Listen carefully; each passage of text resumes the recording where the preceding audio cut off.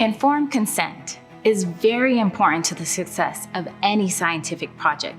It's the idea that people must fully understand what they're agreeing to before taking part in any research study. It's also vital that people's decisions are made voluntarily of their own free will. So, tribal nations and individuals need to understand their participation in research and how their data is used.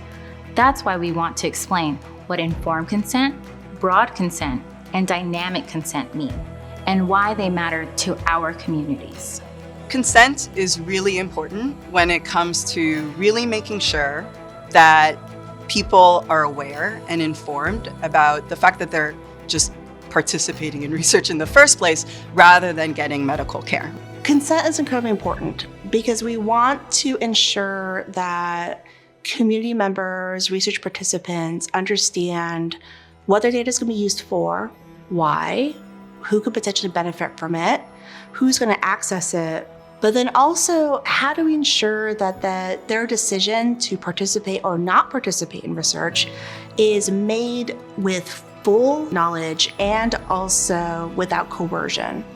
Yet, in our past experience, institutions and non-Indigenous researchers have misled or exploited Indigenous communities by getting them to provide consent without being honest about what that consent allowed the researchers to do. So, let's talk about informed consent. Informed consent is important because it gives individuals the authority to have power over how their data is going to be used down the line. It's also really important because it makes researchers accountable for the things that they're doing with the engagement and collaboration of the participants. Among other things, informed consent requires a clear explanation of the research, written in plain language, any potential risks and benefits, where the data will be stored and who will have access to it, and how it will be kept confidential, and whether any data or samples might be used in the future. Also, informed consent means nobody can force anyone to agree to participate, take away their legal rights, or protect researchers from being responsible for the welfare of participants. Individual informed consent works really well in a lot of contexts, but it may not be adequate when it comes to research with Indigenous communities and with tribal data. Now, let's move on to broad consent. So broad consent is this idea that you are agreeing to participate in some sort of research or to contribute data, to contribute biospecimens to some form of study, but you also recognize that the data that you're contributing may actually be used for further research down the line. Along with the informed consent requirements, broad consent requires researchers to tell you some additional things.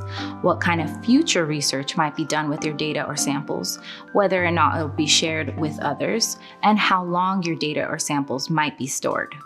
It does give people the opportunity to recognize that what they're doing is they're not only participating in this one research study, they're allowing, after the study is done, to have this data be used for other research studies, right? For other research questions. Finally, let's discuss dynamic consent. Dynamic consent enables research participants to adjust their consent choices over time. A secure digital interface promotes ongoing communication between researchers and participants. When it comes to research, the real decision point is this one time when an individual gets to decide before the data is collected or before the biospecimen is collected.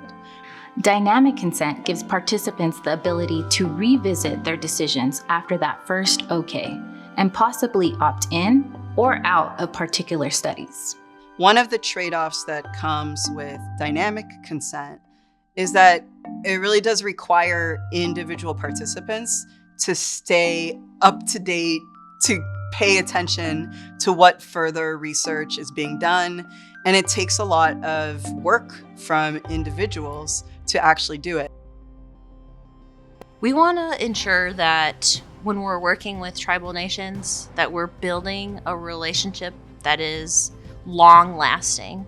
Then that means that We are ensuring that community members are participating in the research with full knowledge, full consent of what is happening with their samples and their data, and also ensuring that we are upholding our end of that agreement.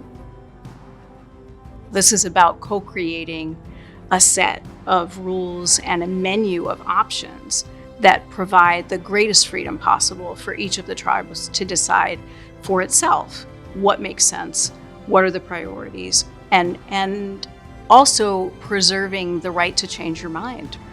For Indigenous communities, these forms of consent are vital to ensure that research is done with respect, understanding, and fairness.